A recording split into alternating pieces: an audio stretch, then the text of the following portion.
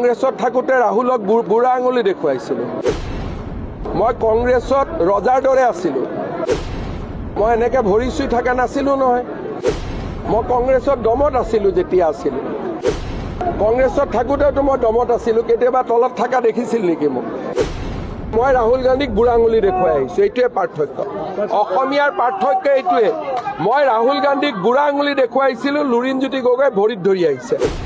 855 জন শ্বহীদক কোনে গুলিয়াই হত্যা কৰিছিল?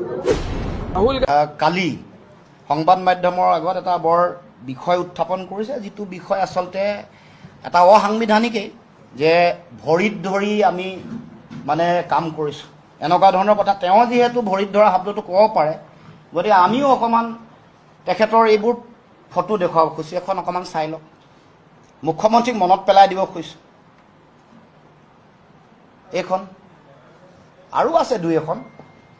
এইখন চাওক, এইখন আপোনালোকে বেছি ভাল পাব মই ভাবোঁ। এইখন যিহেতু তেখেতে কৈছে, নহ'লে আমি সেইটো পৰ্যায়লৈ যোৱা মানুহ আমি নহয়। যিহেতু তেখেতে উত্থাপন কৰিছে বিষয়টো, তেখেতৰ মুখত এনেকুৱা অসাংবিধানিক কথা বতৰা আজিকালি আহিয়ে থাকে প্ৰায়। এইখন এখন আৰু এইখন।